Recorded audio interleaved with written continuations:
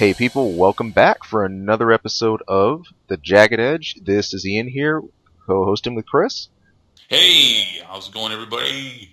Hey, everybody's doing good. We're going to be dropping another news show today, following up on some threads we've been talking about from comics, Marvel, DC, all the like. Also some fun gaming news, things we've run across during the week.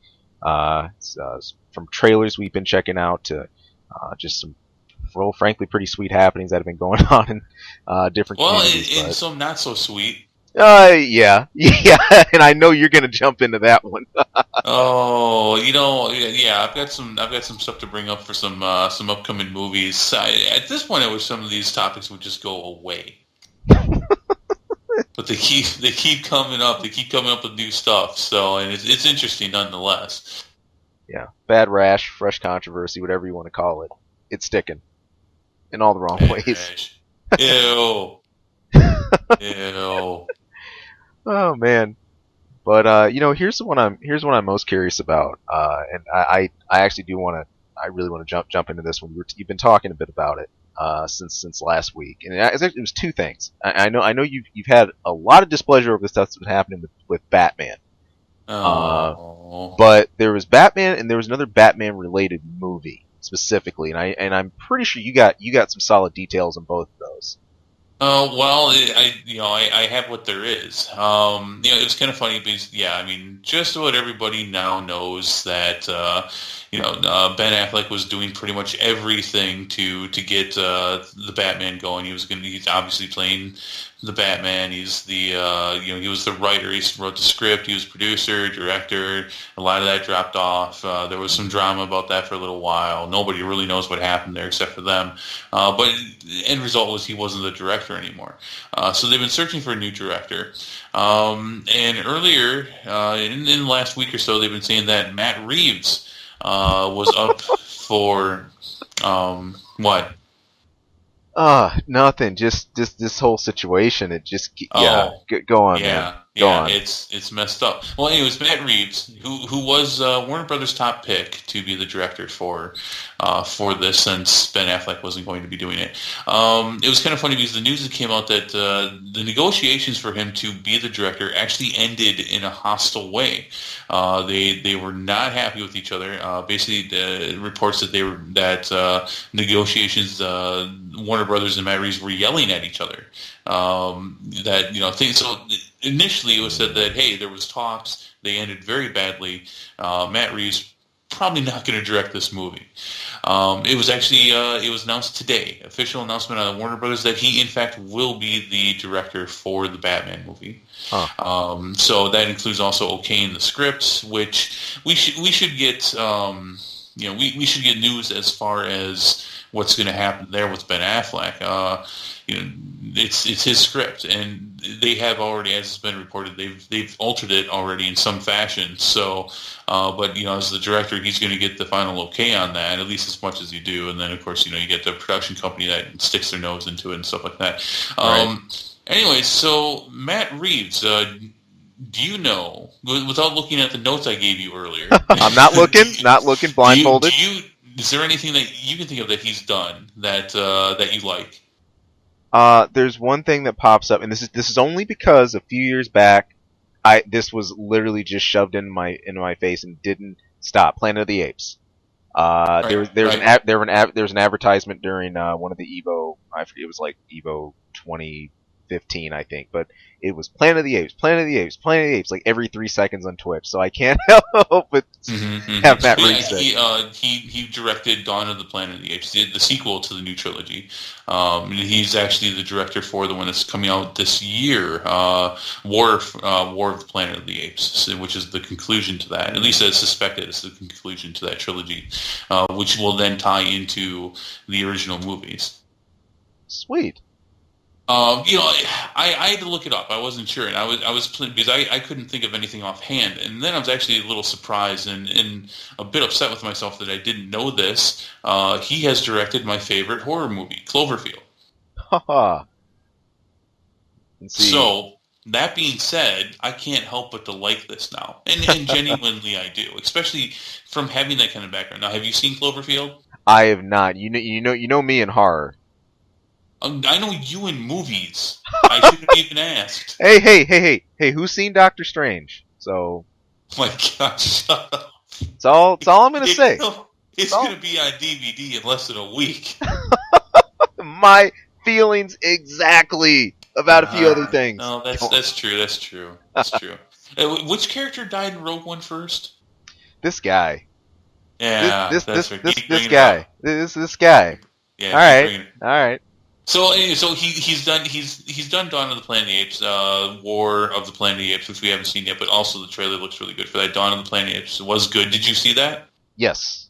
Yeah, it's good. The new Apes trilogy is good. Also, a couple things he did. Let Me In, a thriller. I had not seen it myself, but I've heard a lot of things about it. He was the producer for the not a direct sequel, but in the same vein for Cloverfield, 10 Cloverfield Lane. So he's done some good stuff, and from the movies I've seen of his, I think his directing skills lend themselves well to a movie like The Batman. Yeah, once you look at the credits, I mean, as far as this kind of reminds me of our Castlevania talk from previous weeks, as far as the producing crew there. Usually whoever helms these types of projects, they're going to bring part of that feel, part of that atmosphere that they worked in some of these previous projects with. So one can hope. You could say kind of like investments. The past indicators aren't necessarily a precursor of future success, but if you got good backing behind it, you got good talent, you've had a pretty good history and a good run. I think all the right signs are on the wall. Yeah, I mean, at the end of the day, all you can do is, in situations like this, is judge somebody off of what they've done in the past. That being said, I'm pretty happy about this. Overall, I'm not happy with how the situation has turned out. I don't think the other shoe has dropped on this yet, which is unfortunate. I really don't want to end up hearing that the last time we're going to see Ben Affleck as Batman is the Justice League. I'm really hoping that's the truth. Yeah, as far as this guy directing the Batman movie, that on its own merits, I think is a good choice. Good deal. Well, so it's kind of funny because there's more news when it comes to the DCEU. I can't help, and again, this is from an outsider's perspective looking in on the whole situation, I can't help but to think that maybe this is somehow tied into the whole thing, and maybe this is why Ben Affleck kind of was forced or felt he had to take a smaller position as far as creative control when it came to the movie. Also announced today, there's a new movie in the lineup for the DCEU, even though they can't get the current lineup going. They can't get directors and they can't stick to release dates. So why not throw more in there? Why not? And heavily related to the Batman, obviously, is Nightwing. It was announced that a new Nightwing movie is in the works. Chris McKay, who is the director for the Lego Batman movie, which I have not seen yet. Have you seen it yet? No, I've heard a lot of good things though. I'm hearing a crazy amount of good things about it. I need to go see it. I did not see the Lego movie in theaters. I have seen that. It was very good. It's on my list of things to do. But anyways, he is. I don't think it's confirmed yet, but they're talking about him doing a Nightwing movie. And so. A Nightwing movie deserves to be talked about by itself. Oh yeah, but you can't. It's not hard to put two and two together on that. That now that they put in a new director for the Batman, now that it's it seems like it's finalized that Ben Affleck is not at the helm for this movie anymore. Now they announce a Nightwing movie, which is obviously going to have some kind of attachment to this Batman movie. Oh yeah, I mean the first thing that I start thinking of when I hear Nightwing, I start thinking of continuity. Most of the time, when you're considering the Batman films, going all the way back to when you had Alicia Silverstone and Arnold Schwarzenegger and was it Batman Forever way back when? You think, yeah, right? That version of Bane. Let's not even talk about that. Um, That was not the worst part of that movie. no, there There were was a a lot. lot. There's I, a lot of bad to go into that. I would almost rather talk about Bane from that movie than just about most other parts of it. But when you think of the past Batman movies and a lot of the rest of the overarching stories, we're always talking about Robin. And normally that always tends to place Gotham at a certain point in the timeline, whatever else. I'm really interested to see how this interpretation of a live action Nightwing would be. If anything, what would be the role of Batman in that? What would be the fracture or non-fracture, simply decision on Robin's part to go and essentially become Nightwing, to become his own solo act, or eventually partner back up with Batman again for whatever cause. I'm interested. See, I only ever read a little bit of Nightwing back in I want to say like late '90s, but I never really followed at that point what was happening with Batman. I mean, he was mentioned I think a couple of times, just kind of like off the cuff, like allusions, and that was it. I had no idea what was going on. And I think the topic of Nightwing and the Robins of DC lore and Batman lore, that in of itself is its own show. I believe it was confirmed that this Nightwing is Dick Grayson, Okay. which traditionally and almost always is the original Robin. The interesting thing about this is that the only thing in the DC universe, movie universe, that we've seen is that we've seen, in Batman v Superman, we've seen the costume, the old suit of Robin's, which is heavily influenced, or not influenced, but heavily. I'm totally editing this out. It heavily insinuates that the Joker killed Robin at some point, Right. and that's because you see it, and it's got the spray paint on. I believe it says "Who's laughing now?" I think is what it Right. says on it, or something similar to that. And it's clearly Robin's suit. That comes right out of one of the Batman stories. I believe Batman Returns, the famous comic book short series of that, pulls it right out of there. So Yeah. there's definitely a lot. I mean, this is official. They're going to be doing this. Right. So there's definitely a lot of story here to be told.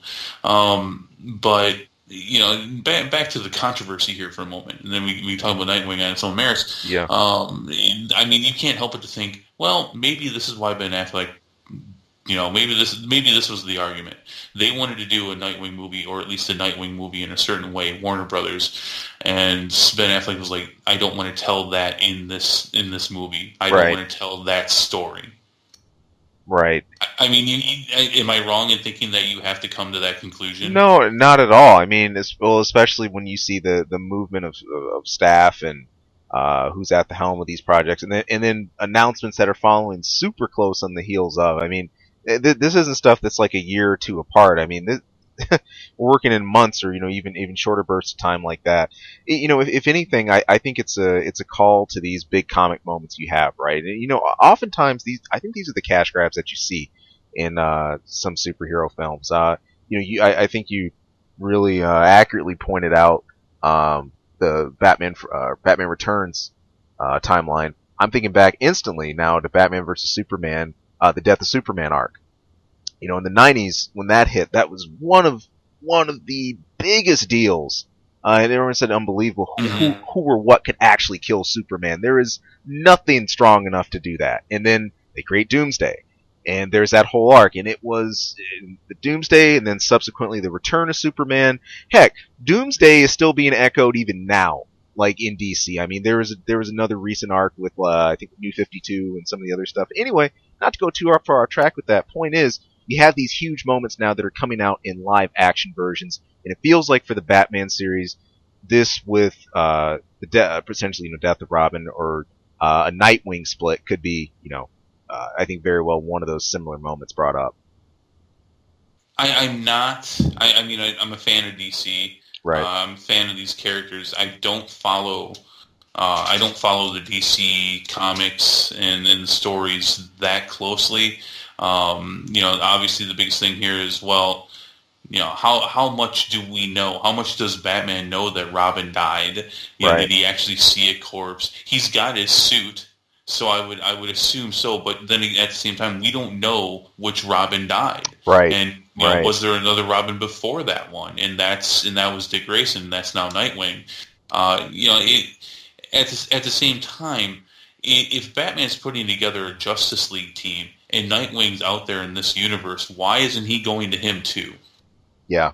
There's a lot of questions here, and I don't I don't have the confidence in Warner Brothers to give them the benefit of the doubt anymore, and I don't think I think they've lost that clout. I don't think that's inappropriate to say, well, I know they're going to put it together in an awesome way. I don't know that. But they're going to have to try to weave this together somehow because this is going to happen. Of course, we don't know when. Hell, we don't really know. Right. Their release dates for the next several movies are completely unreliable. So we don't really even know when any of these movies are going to come out. But Nightwing, I mean, considering it's not even in pre-production, we're probably looking at 3 years at least. But that being said, Batman, the Batman's in some form of production. They don't really know how. I think they have started working on sets, which is kind of weird because they don't really have a script. Or I guess they have some kind of script. But who knows? I mean, again, I'll point right to the Flash.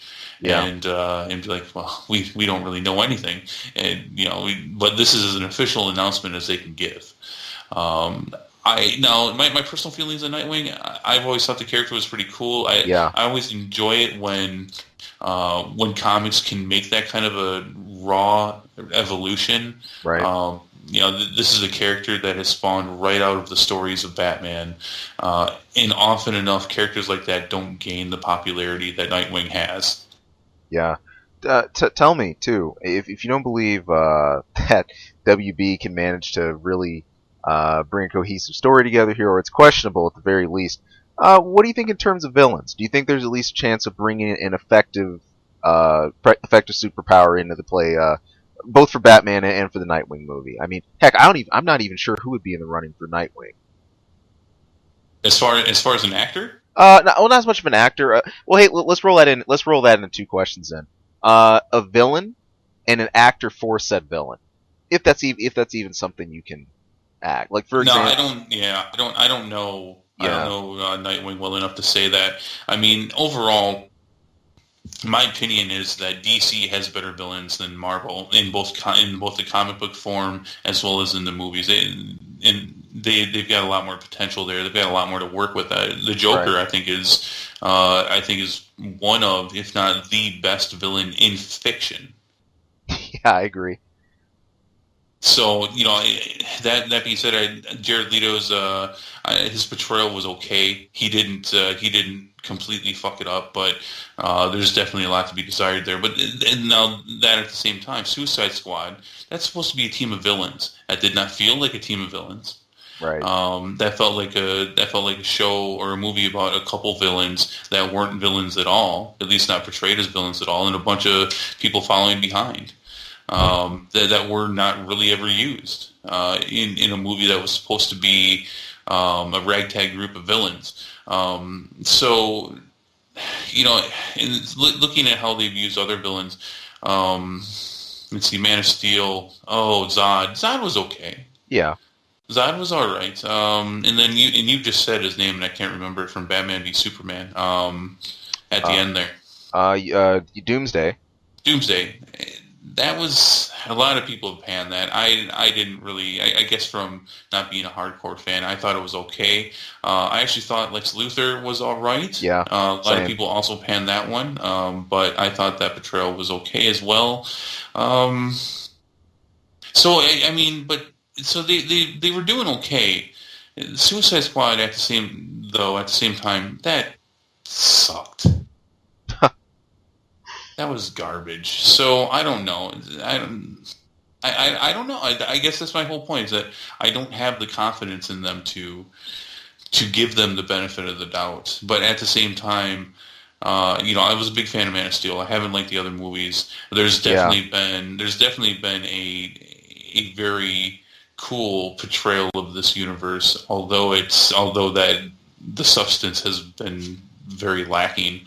Um, they can right this ship, I think, if they get their stuff together, if they can actually get these movies made. But as far as villains overall, I think the jury is still out on it, but they've got the most potential out of any comic book universe.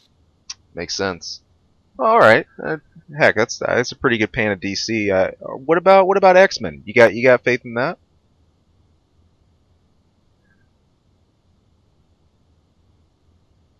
Oh, sorry about that little technical difficulty there. Hey, I'm here. Why would you ask that question, Ian? I don't know. There's just been a weird an X-Men movie maybe in the works, and we've seen a lot of X-Men stuff lately. I don't know. Something along those lines. Yeah, there's X-Men news. There's news. Okay, so all right. Yes, there's reports that came out this week that for X-Men 7, Simon Kinberg is possibly going to direct this. Now, do you know who Simon Kinberg is? Nope, you got me. I didn't know until I saw this either, but I really should have. I really should have known who this was. He is all over all of the failures of the X-Men universe. And that's true. And I don't think that's an inappropriate statement in the slightest. At the same time, he has also had his hands in a lot of the successes. Cool. Now, so obviously, there's more leading to them making an X-Men 7 and not dropping that part of the franchise and just going on with Deadpool and the New Mutants. So more and more, it's starting to seem like they're going to continue with this. Cool. And I know you were talking about going on with Deadpool. He produced Deadpool, right? Deadpool 1, 2? Well, he's had his hands in a lot of stuff. Okay. I mean, the notes I gave you had a lot of things listed. There's also a lot of things that weren't listed in those notes, right, as far as what Simon Kinberg has done. All so right. Here's a list of some of the things he has been. Now, keep in mind that everything I'm going to say, he has never directed a commercial, let alone a TV show, let alone a huge budget movie. Point taken. Okay, so, but he's been a producer and he's had his hands in a lot of stuff. When it comes to X-Men, he was a producer on Days of Future Past, Apocalypse, Deadpool, the upcoming Deadpool 2. He's part of he's a producer for the TV show Legion. The New Mutants, Logan, X-Men First Class. Now he has also been a writer. Now he hasn't written a lot. But again, judging these guys on the merits of their work, he was the writer for X-Men 3: The Last Stand. Yep. Put that in your pipe and smoke it. All right. Just a minute. Let me roll that up. Hold up. Throw it away. Throw it away. All right. So here's the thing. There's more. He is listed on credits as a producer for the Gambit movie. That's never going to happen. See, also, there's a lot of them here. He's going to be a producer for an upcoming Star Wars anthology film, an untitled one, so that's not even Han Solo. He's also a producer on the Star Wars Rebel show. He's going to be a producer on, I think it's the New Mutants one. He's done a lot of stuff. He's been a producer in a lot of stuff, and you will find people like this, right? And obviously in Hollywood, a lot of people who will throw a lot of money towards things to help get them off the ground. So the guy's probably got a lot of money, and he probably invested in a lot of movies. A lot of this, almost exclusively, is Fox material. Now, so there's a lot of successes in there. Oh yeah. A lot of people like Days of Future Past. I did not. Apocalypse, I would say was not met with failure, but not met with success. But First Class was obviously very good. That was universally liked. Deadpool, obviously, a lot of people like that. But that being said, we're going to look on both sides of the coin. Also producer for the Fantastic Four. Oh, gosh. Yeah. Also producer for Chappie, which did not do well. Right. Also producer for Let's Be Cops. Do you remember Let's Be Cops? Oh, man. That was him, too? Wow. I don't know Elysium, which actually I thought Elysium was okay. A lot of people don't like Elysium it. was all right. That was Matt Damon, right? Yeah, yeah, Yeah, that I was remember okay. that. Yeah. Let's see, Abraham Lincoln Vampire Hunter, which is a good popcorn movie. I'll give it that. Okay. Jumper, that's not such a good movie. Um, and the list goes on and on. There's a lot of things here, back and forth. A lot of these movies I haven't heard of, but that's most of the big ones. Um, I don't know what the fuck to make of this. I don't know what to think. That's the thing. This is a mixed bag. I mean, It's completely a mixed bag. So the only other thing to go on is that he's done a lot of work specifically with X-Men. I mean, you can see that in a lot of the credits that he has, but at the same time, it's been noted that he has his hands in a lot of the X-Men stuff. But his credits are both good and bad, even when it comes to that. right. So I don't know what to think of it. I think at the end of the day, looking at the merits of what he's done, he's never been a director. He's not even directed a soap commercial. Uh, well, first time for everything, right? Yeah, well, absolutely. The only credit he has as a director is for the upcoming X-Men movie, which is at this moment being called Supernova. Which, Hmm. all right, fair enough. It's rumored to be about the Dark Phoenix saga. So, I guess that could be a fitting name. Fair enough. Fair enough. That's Oh, wait. Looking here again, he was a second unit director or assistant director for the Fantastic Four movie. So, Oh, okay. yeah. Okay. Now, you saw that movie, didn't you? Oh, yes. I avoided it like the plague. Try to be unbiased about it. How was the directing in that movie? Okay, now first, I do want to make sure I'm basing the correct Fantastic Four. Do we The mean 2015 one. okay? So the most recent the most recent one with it's another origin story. The Basically, latest pilot. yeah, season. I'm with you. I'm with you. Yeah. Uh, you know, my one of my biggest problems with this one was just it's kind of like, let's say you're starting like a sewing project. You just got threads in your hands, and then you just take them apart, and then you just hold them up in the air. Feels kind of like what happened. Threads everywhere. So many loose plot points that I was waiting to connect. I was waiting to have some sort of coherent link to another portion of the story from earlier or to build on, but it just kind of rolled and then fell off the hill and then rolled some more and then landed in the dirt, man. I mean, it's the best way I can describe it. Pace. I mean, how was the directing though? Yeah, well, okay, pacing is part of that. Yeah, I mean, again, while the pacing is part of it, that's really what I point at with these themes and like where with the plot and everything went. As far as the way scenes were cut, the way scenes were shot, and everything like that. I mean, you had a pretty clear introduction of everyone's powers. That was okay. You had the great effects, etc., etc. But as far as just the flow, just the direction, I want to say this is one that just suffered so much based off of the narrative, right? And the story that was there. It almost felt like he was sort of restricted, if anything, in the direction. I think there's only so much you can do, man. This is one I just didn't enjoy this one a whole lot at all.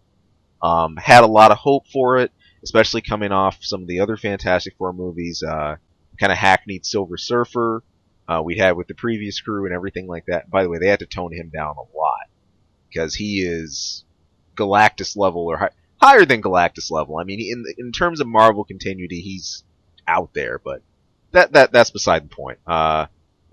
Fantastic Four is one I think has potential to. I'd love to see really get that jump. It just didn't get it here. But plot wise, direction wise, I just didn't feel it. Marvel needs to get their hands back on that.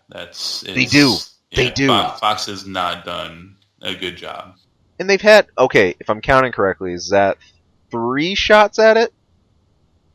Yeah, I think so. Yeah, Yeah. Well, 3. There was an old one in the '90s that came out, but that was really just to hold on to the rights of it. Have you ever seen the trailer for the '90s?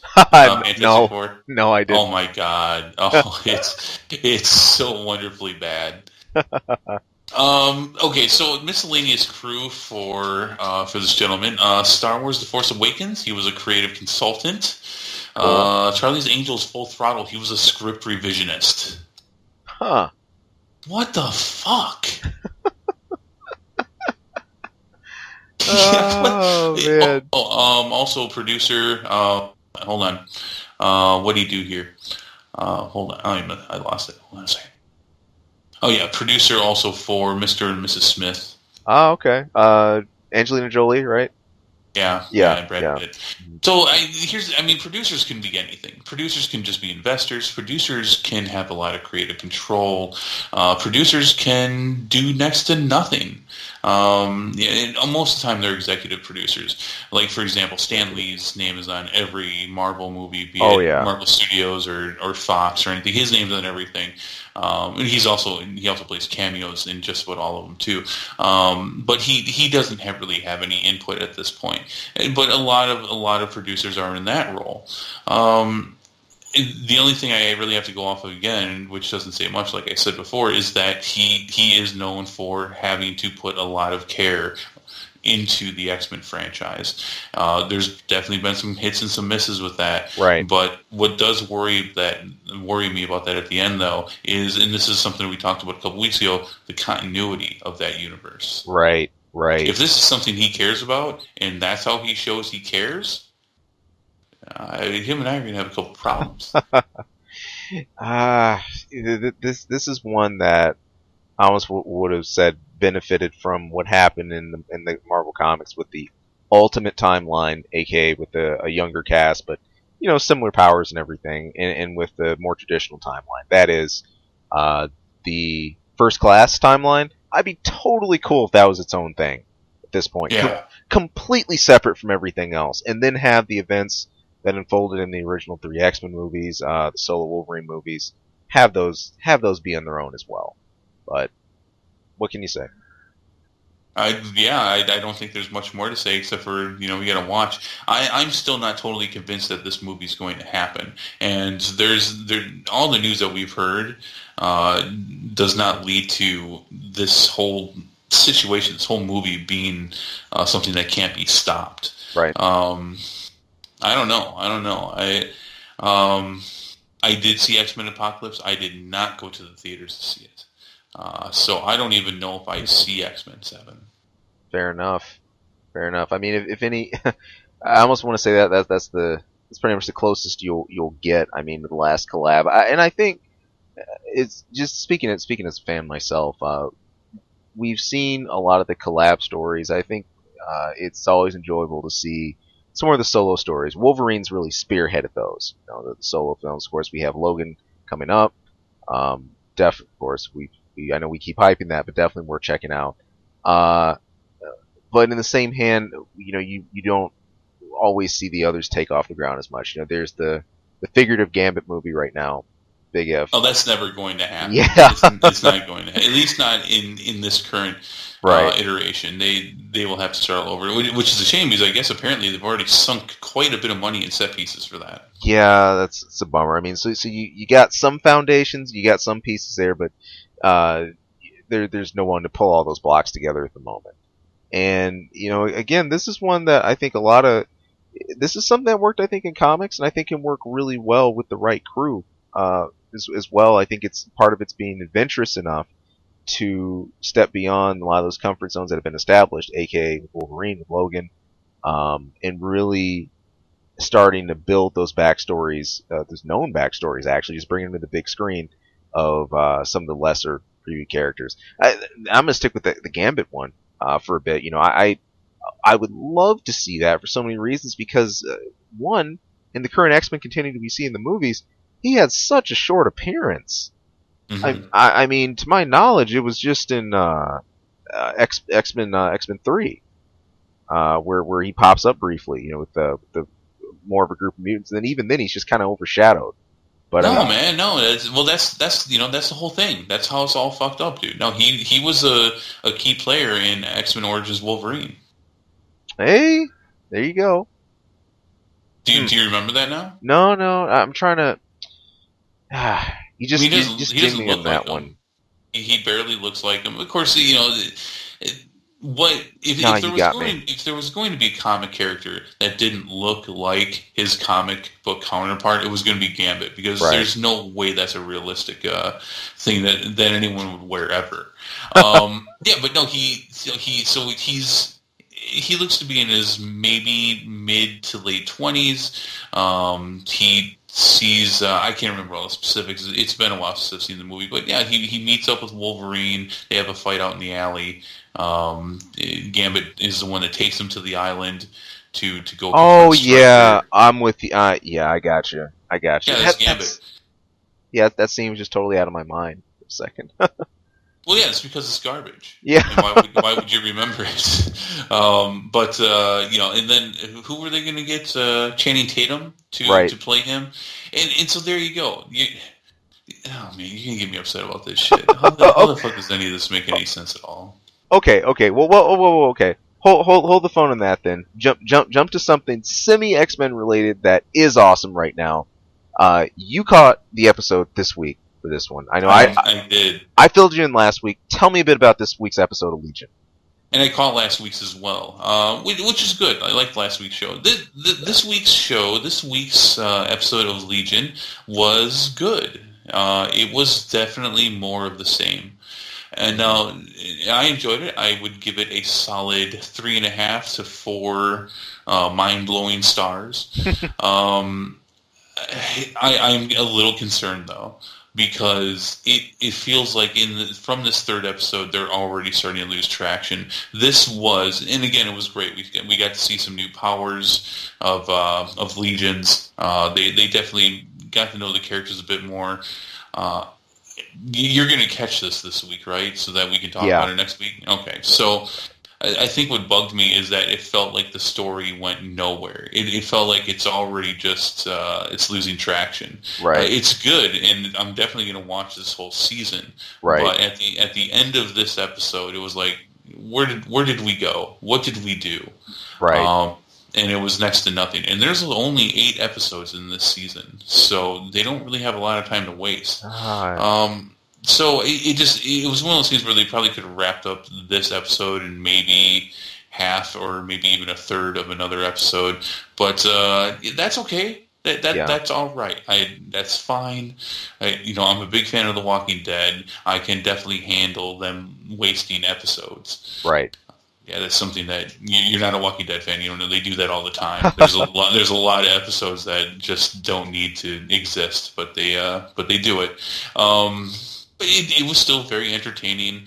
The story was, while it didn't go anywhere, was interesting. Learning more about David was interesting. A couple new powers that was interesting. We're peeling away a bit at the past and finding out more and more about what's going on. But yeah, so it was good. It was solid. Again, a beautiful TV show, beautifully directed, edited very well. So so more of the production value that you like about the show is definitely there. Yeah, well, that's honestly one of the things I think keeps Legion super engaging. As far as the direction, the way this is cut, you really feel like you're dropping through, not just through narrative after narrative, but through an entire psyche. I mean, I think that's pretty awesome. In a way, you're able to time travel, navigate a very fragmented mind, broken personality portions, and also a really troubled past, while dealing with a scenario in the present. Trying to keep yourself semi-grounded. It's kind of like the concept presented in Inception that I like so much. And in that regard, you feel like you're getting 3 or 4 shows in one, which is super fun because you're always keeping all these active threads that are happening in your mind at all times. I was kind of worried going into episode 2, because I said, okay, here we have the quote unquote training arc sort of start. Again, it's foundations that you need, especially when you're really mapping a character, mapping their power set and everything else. It's needed. But I think the worry is, and as you've expressed, sort of what we were in this episode, is that you linger too long in that area. It's easy to do. I think it's something easy to overshoot, overdevelop. Why I don't think it's going to hurt Legion though in the long run. I think not being as known as a character is going to be a strength of his here. I think with Wolverine, I think that I agree. I completely agree with you. yeah, But at yeah, the same time, I think it can also be a weakness. I think because of that, he could the show could lose interest just as quickly as it keeps it yeah. with some people because of that. Yeah, I mean, with Wolverine and others, there's always, I think, this expectation to, well, let's go ahead and jump to the next thing because we know this next big part of his origin that we want to see. We know this next big part. Uh, how is this going to be presented in this new adaptation? How is this going to be presented in this new series? Well, we don't have that kind of precursory glance with Legion, but like you're saying, I mean, I think it's entirely valid that it's something that could well be a double edge. Could work back against what we have. I think what's always going to anchor it so much, though, is that you never have just one personality here. You can look at this character through so many different lenses and personalities, but all of them are equally valid in understanding both his power set and why he is the way he is, how he got to this point. So what I'm going to say at this point, because I did give a non-spoiler review of this episode, is I'm going to say spoiler here for a couple minutes. Potential spoilers. This may not be spoilers. Well, no, actually, this is at least some minor spoilers. All right. So skip ahead for those of you who don't want to be spoiled. Skip ahead about 10 minutes or so. Okay. So again, you know more about Legion than I do. You're a fan of his comic book counterpart. They are really pushing this in the show that he's not schizophrenic. Right. Which, if I understand correctly, is a direct contradiction to his comic book persona. Yeah, the interesting thing in the comics was that he was truly pushed as having these mental issues on top of being, well, a really, really powerful psychic and having these broken personality fragments. Honestly, I think this could be a really good plot device, though. I don't believe what's happening as far as the kind of advisement he's getting as literal as, e.g., there is no problem with him, period, as much as this is a group that's clearly trying to unlock him fully. They want to develop him fully, and right now they're benevolent. Okay, like right now, this is the side that's keeping him away from what he's been running from the things he's trying to get away from. But inevitably, invariably, that stuff's going to catch up with him, and I think it's going to be revealed then whether what's their true purpose. What are the things that they're really after with this? How do they want to use or not? Well, and to that point, what's the motives of the group that's trying to find him? Exactly. We've pretty much been led to believe at this point that they want to catch him, experiment on him, and essentially eliminate him, ideally, because of the danger he represents. That's what we're pushed to believe at this point. We've only gotten part of that story, though. We're missing a huge side of the story for his caretakers right now. I'm really interested to see how that's going to be leveraged. I think that's a bomb waiting, in my opinion.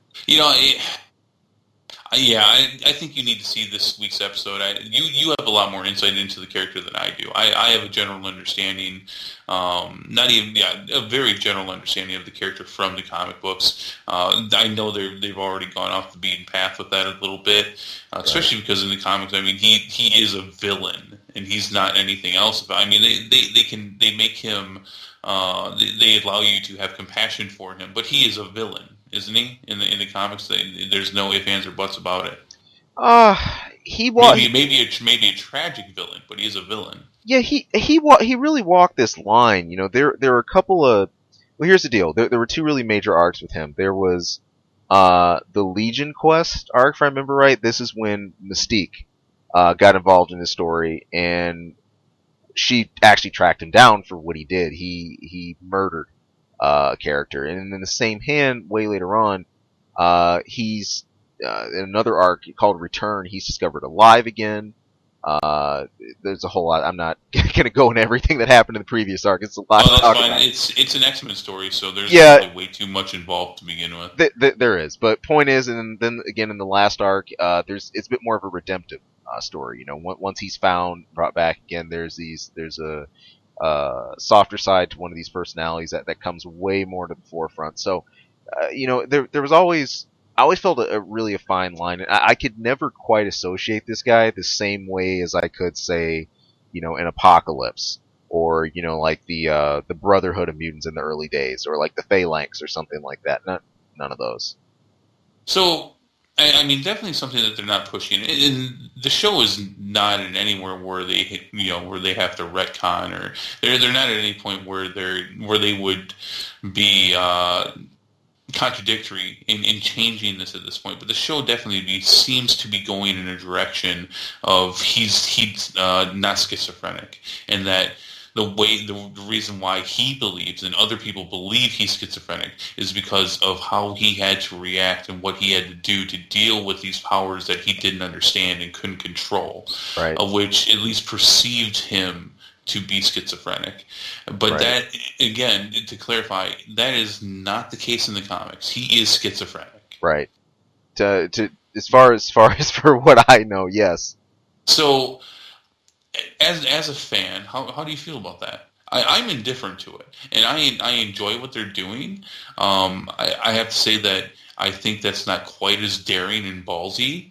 If they are going in the direction of his appearance to have schizophrenia is not the case. That it was more of him coping with his powers and dealing with things, but he's actually not schizophrenic. I think that's a bit of a cop-out. I was kind of looking forward to them taking a character that would, in most cases, be rather unpopular and making it work and telling the story like that. Right. I don't care. It's still, the story they're telling is still intriguing, still very interesting. But I think it feels like it's copping out a little bit. And so I'm just kind of wondering, as a fan of the comic version, what do you think of that? Yeah, I think good question. As far as where I'm standing, That's why I asked you. Yeah, well, dude, I honestly think that it's not as really a huge issue. I'm really in the same boat as you. I'm rather indifferent to it right now, and that's really because I see this more as a plot point waiting to jump out. I don't see it as much as the entire show labeling him as he is not schizophrenic, as a group saying he does not have any kind of deficiency and he's really, he'll this is a line of thought that he is being carefully led in, and that I think he's starting to believe as well. The question is, when that's tested, how's that going to hold up? Is he going to take that and internalize it as, okay, I just have powers, there is absolutely nothing up, or really start thinking about this stuff even further, e.g., okay, no, I really do have a dissociative issue, but this is also part of it as well. I honestly think there's going to be more of the latter. I think that would be very consistent with the character. It's always kind of lent to his legacy anyway, because he's always wrestled with all these different poles. And I personally, as a story, I think it'd be really interesting to kind of see both of those weaved in. So, here he has it.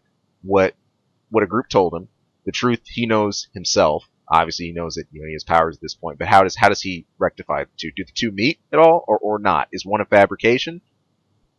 We'll see. Right. No, and again, that's why I like to talk to you about it.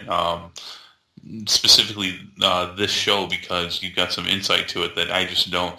So I'm looking forward to you seeing this episode and then talking to you about it next time, because I think. Again, there was nothing conclusive in this week's episode, but it definitely seemed like they were leaning more towards that not being the case. Right.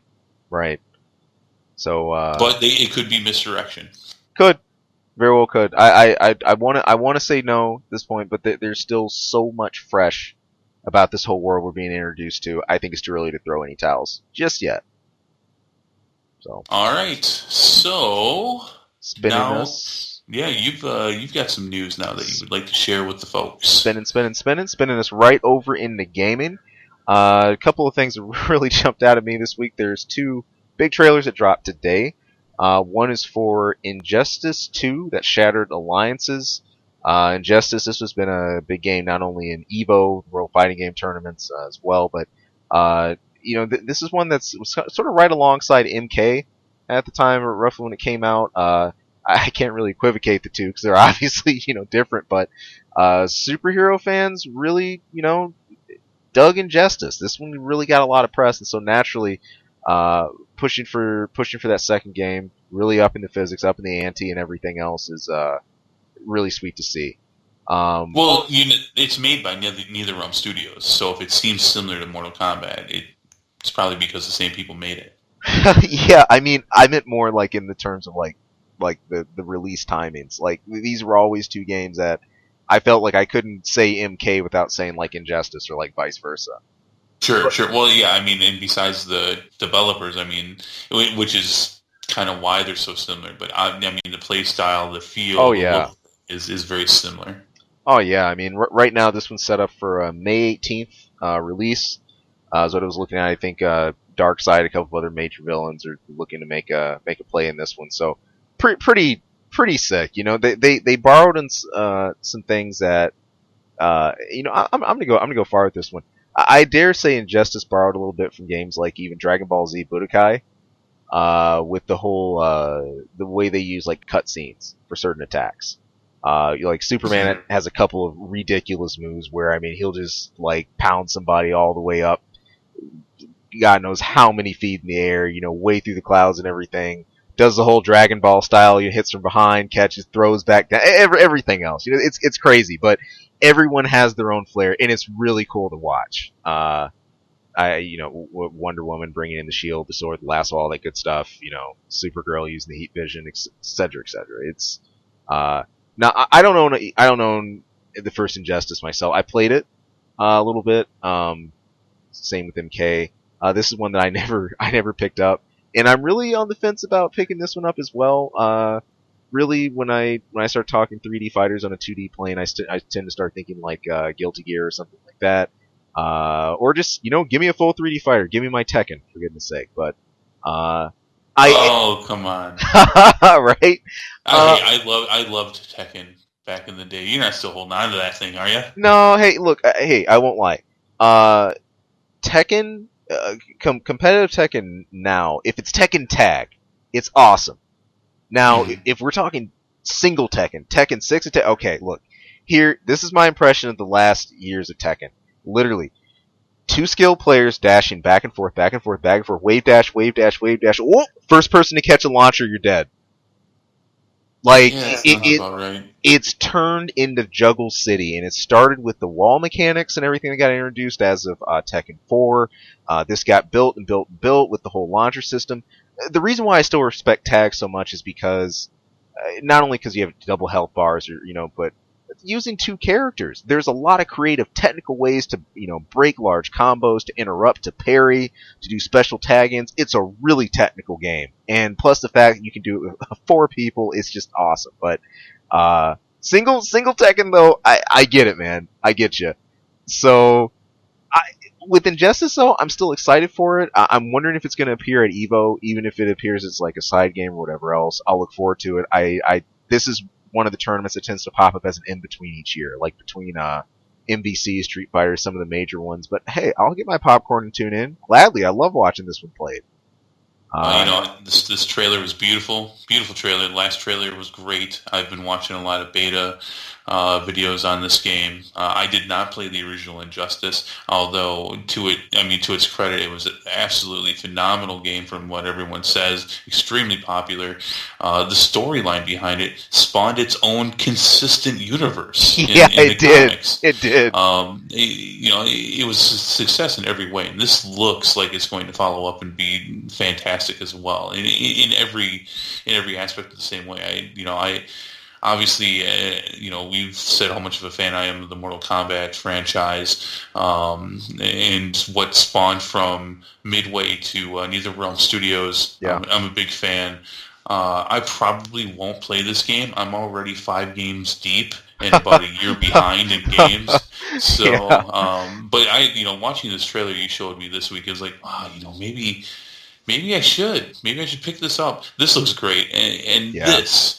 This is using the DC franchise in another media correctly. Amen to that. I think that's the biggest hype about it. Injustice is doing something for me that I have missed with DC movies. I've missed with DC a lot of comics. The last time here, the last time I got really excited for a DC release was when Infinite Crisis was going on. That was the last one I read was around 2005, 2006. And I really enjoyed it because it finally, well, DC have to do this every X amount of years because of how crazy the universe gets. But, it was this condensing down of all these separate stories and universes down into a single continuity. And the level of hype, like who you were going to see, I mean, the way Superboy Prime going nuts and everything else, I mean, that was something to look forward to, like, on all fronts. This is doing that same thing again. And, I gotta stress this. I'm not even a hardcore DC fan, and this is really cool, really cool. So, Yes. It'll be a treat. Your console player, who knows? I'm gonna keep a close eye on it. I'm not quite as behind as you, game wise, so maybe there might be some room for it, especially. Oh, hey. That's right. They don't know. For late Christmas present, I gave Ian PS4 edition version of The Last of Us, the remastered version. Have you had a chance to try that out? It's on my plate for this weekend. Ah, good. You're gonna love it. Yeah, and as Chris said, this is a quote, and I quote, mistake rectified. The mistake not playing this game and missing this. So, the last time I really sat through like a survival scenario, it's been a bit. I think, man, like Resident Evil 2, seriously. That's the last time you sat through and played a game similar in the same vein. Best I can think of right now, man. It's the 90s, Ian. That's the 90s. I know. I can't help it that everything in between was an action or like a platformer or a fighting game or an RPG or a racer. Everything but this genre. So, it's just good. It is one of those handful of games that goes beyond genre. Well, I'm not even going to say it. You're going to play it this weekend. So wait for it. I would rather, just about any other time I would say you need to watch Voltron or you need to watch Rogue One. No. What you have planned for this weekend is just fine. And I'll be following up with you on it. Hey, I do want to snapshot this real quick before I roll right into my next comment. No, I did not catch Voltron this week, but I caught something on par, in my opinion, or better, and I was super hyped to see this show up on Netflix. Okay, do you know anything about Gantz? About what? Gantz, Gantz, Gantz. No, I don't. So Gantz is like pretty hardcore, like sci-fi seinen manga. It started as a manga. It has a live action. It has an anime, all of which have different endings at this point. But the art was amazing, by the way. That's one of the things that brought me to the series. But crazy series, dude. With some, hefty sci-fi themes, a lot of monster slaying. The basic idea is people who die just coming into their lives, whether it's like by a murder or a drastic event or even self-suicide, whatever it is. Some of these people are selected to take part in this death game. Essentially, when they die, they're beamed into this room. And all there is like an apartment room that's completely locked everywhere else except for this black ball. This huge, like, steel black ball at, like, the end of the room. And essentially it tells them, your lives as you knew it are over.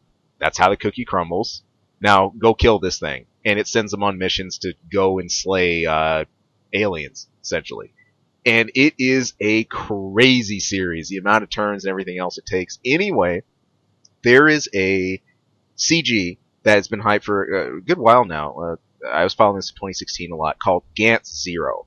Now, I've read the whole manga. I've seen the live action to it. I know quite a bit about the series, and hearing that, this was going to be released was big. Had no idea it was going to be on Netflix. Literally, I'm going through, I'm navigating, I say, alright, here's Voltron, and there I see it. Recommendations, Gantz Zero. I'm like, wait, hold the phone. So, that was my recent Netflix watch. I recommend it to you. I know how I can't quite compare it to Walking Dead, but I think you might even dig this one. Don't. There's not many things that do compare to The Walking Dead, but wait, it's a series. How many episodes? No, this is a movie.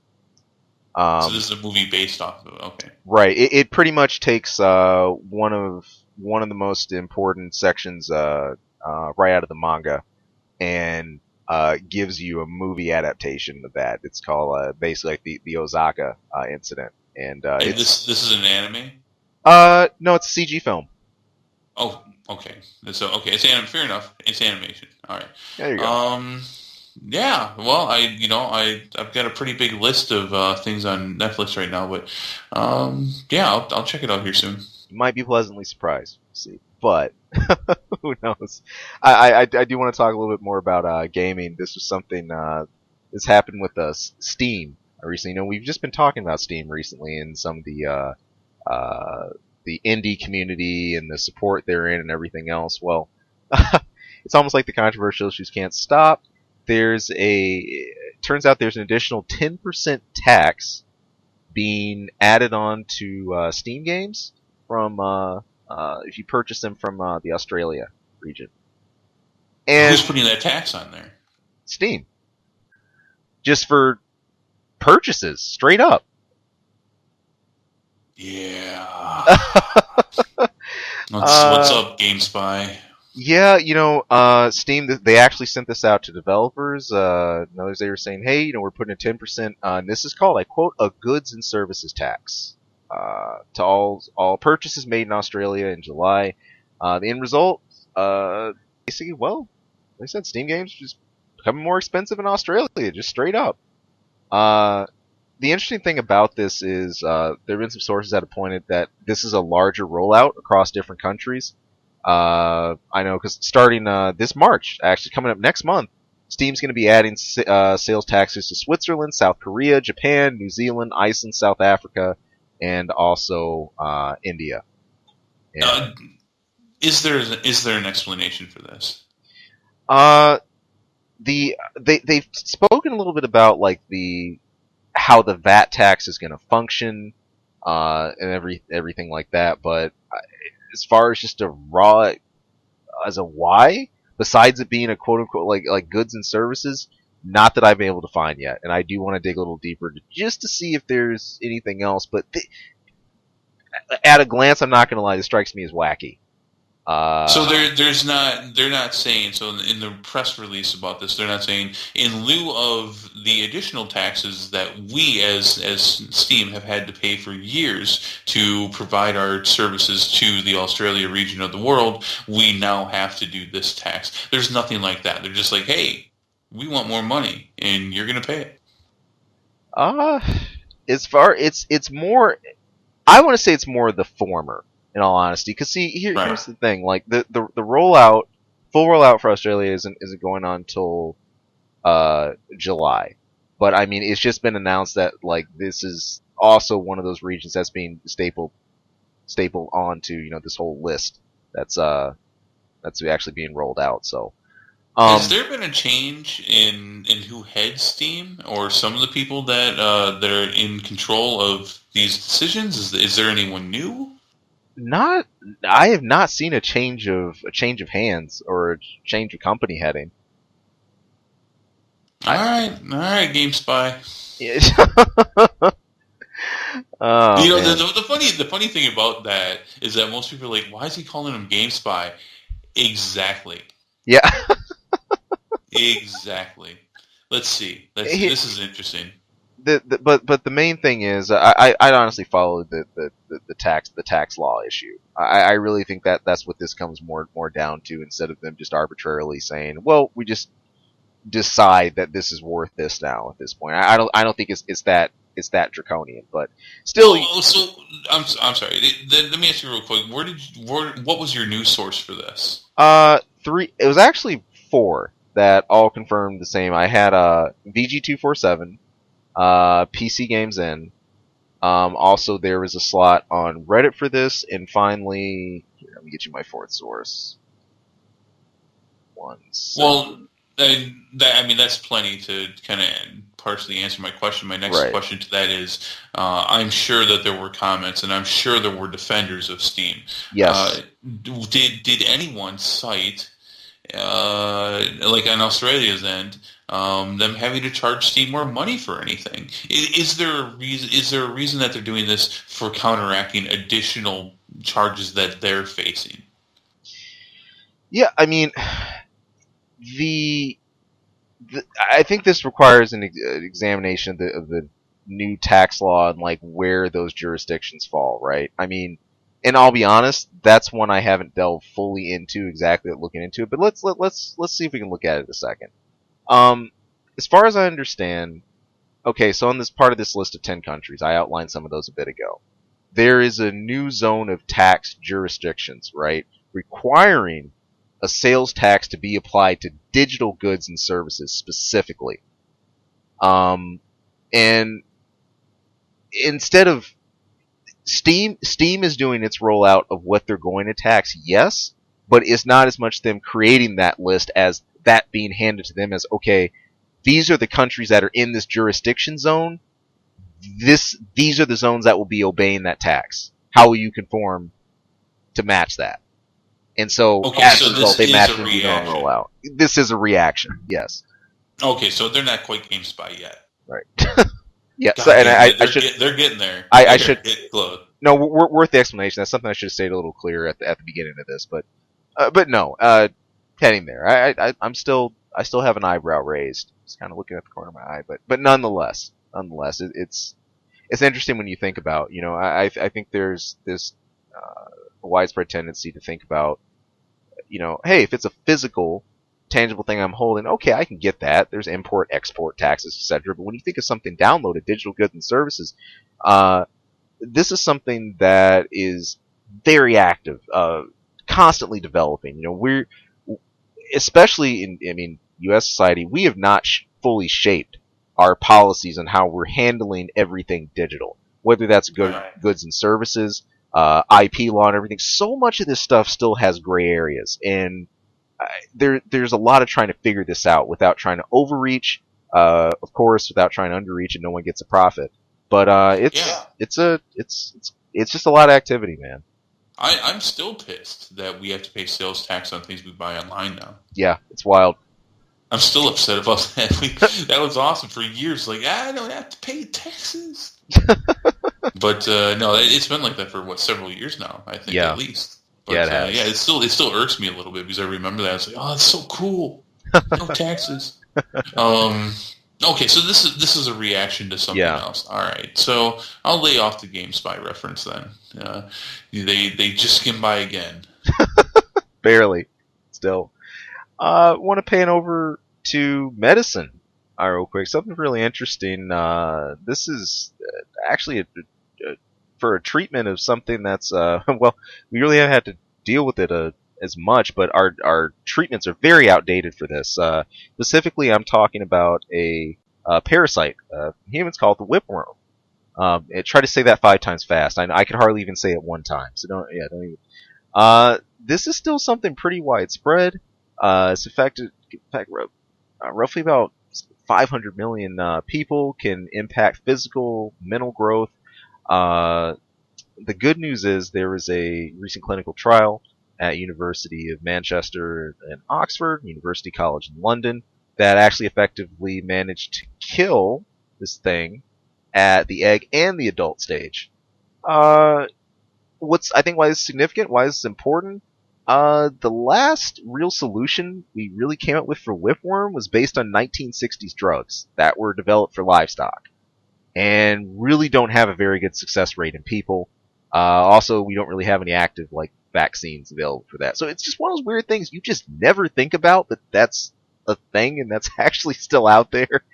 I think a reason it's not commonly thought of too is transmission of this. This isn't something you hack and sneeze and cough. It's a cold or it's transferred that way. It's essentially this is a parasite that's passed from infected feces, in the contact they're in. So I had never heard of this before. no, it's the first thing I had to double take because I think wait, ringworm like that, but frankly I had neither. And, yeah, and I frankly didn't know that this was such an issue that just hadn't been addressed in so long, especially like in people that it actually affects. So, uh, I don't claim to be any huge medical buff myself. My mother was a nurse and exposed me to a lot, growing up. But I don't know, I find this stuff really interesting still. So. Well, if they can get contaminants out of people's poop, then all the that's all I got on this. I mean, truth be told, before the show, when I read your notes on this, which were new treatment for whipworm, I thought you were talking about TV show. I thought you were talking about like a new script for a TV show. So that's how much I knew about it. So good on them. Good on scientists. Keep it up. Keep up the good work, science. Speaking of science, anybody who's been on Google in the last few days, I'm sure you've probably seen this. If you even clicked on the Google icon, it's that whole animation with the planets that you're seeing, or like you likely read a news article or seen this somewhere in the news about the exoplanets that NASA recently discovered. Now, oh yeah, see, I didn't think that's what this meant. Oh yeah, I saw this. Yeah, and it's a pretty big deal because, okay, the first thing I think a lot of people want to take some pause with this is, we've heard it before, hype about possible life on other planets, da da da da da da da. But this is pretty significant. I mean, we're talking about group of 7 planets that are about the same size or similar to Earth or Venus, maybe slightly smaller.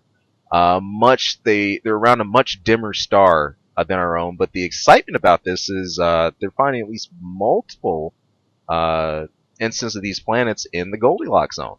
Possibility of it supporting rocky mountainous planets that can support water, oceans, potentially. Nothing. Whipworms even great, right? If you get that far.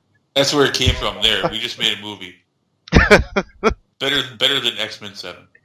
You know what? You might have something. We'll just get us a good direction and producer and crew, and we'll start on it. Wait, would it be a live action or CG? Or wait, no, it would be live action. No, dude, this has got low budget B movie, sci-fi channel potential all over it. When the nasty virus that came from faraway world lands on Earth and call it whipworm and somehow mutates all of its infected into one giant monster and I don't know, you get some washed up actor from the 90s, he ends up saving the day and yeah. I am so glad we recorded that. I want to see this film done. I want to see it on Mystery Science Theater 3000. Nice. Whipworm. And then a sequel, Whipworm 2, The Whipping. It would be up there with Sharknado. That's just me. Have you watched the Sharknado I've movies? seen it, yeah. You've seen them or you've seen it? I've seen it, as in the first one. I thought you were going to ask me if I just seen, as in Sharknado. No, I... Guess how many there are? Ah, man. Off the top of my head, what like 4, 5? Wow. Okay, you're right. Yeah, I just found out last week that they're actually developing a 5th one. Holy crap! I could not believe that. I thought they stopped at 3. I was like, well, okay, you have definitely, no pun intended. I just thought of this right now. You've definitely jumped the shark on this motherfucker. But that almost me saying that almost feeds into it now. But that was the term that I came up with in my mind. Yeah, I don't even think sci-fi's showing these anymore. No. That's pretty sad when sci-fi's not showing your movies. It's a sci-fi movie. Man, it's just one of those things. It's like figuring out like peanut butter jelly or something. It's like let's do this. This goes together and people love it. So I saw parts of the first one. Yeah. I think I saw most of the first one. I've seen segments of the second one. I think in a day when there was nothing good on TV and I was flipping through channels. I have not seen any of the rest. Doesn't Tara Reid's character end up turning into a cyborg or something? I think so. From what I remember. Yeah, this is great. Whipworm's better though. Whipworm the movie is much better. You should really take that as a handle on something. I mean, I don't think I've ever run into anybody named that. Like, if I was playing CS, like Counter-Strike or something, I'd hesitate. I'm going to shop it, man. I'm going to get investors. This is going to happen. Whipworm the movie. This is going to be a thing. Okay, I'm sorry. So NASA has found several planets that could have life. Yeah, and they're ways away from us, about 40 light years, aka 235 trillion miles. I think probably in the next decade, we've probably been able to start, confirming some more details about them, like some more of an examination. But as far as us, not trying to jump too far ahead in the sci-fi theme, this is way out of our league to actually, look at for a manned investigation at this point. So No, yeah, but they way better too get far. working on it. I mean, we're gonna need a new planet, and I Hey, don't mean. clearly, we got to start Mass Effect in real life at some point. So, I mean, I'm not gonna get all political on you guys. But, more joking than anything. But at the same time, that's not a joke. uh, well, hey, this what a start, tone to end on. you know, The death of the planet. ah, ah. Well, I mean, with what's been discussed about nuclear arms races now, who knows? or gearing up more, but that's a Yeah. that's another story. But uh, hey, people, if you got anything you want to share, any more insights on anything else we drop news, whether that's X-Men, you feel terrible or happy about Batman, Nightwing, anything else that's happening, anything that's going on, please. Whipworm. And Whip if you think we should make Whipworm the movie, please let us know. there'll because be a GoFundMe up tomorrow. because yeah, we need to start making a budget for this thing. But if you have budget plans too, please drop us an email. That's ksawmedia@gmail.com. And as always, like, favorite, comment, or subscribe. Thank you everybody for tuning in. We'll catch you again next week. It's been fun.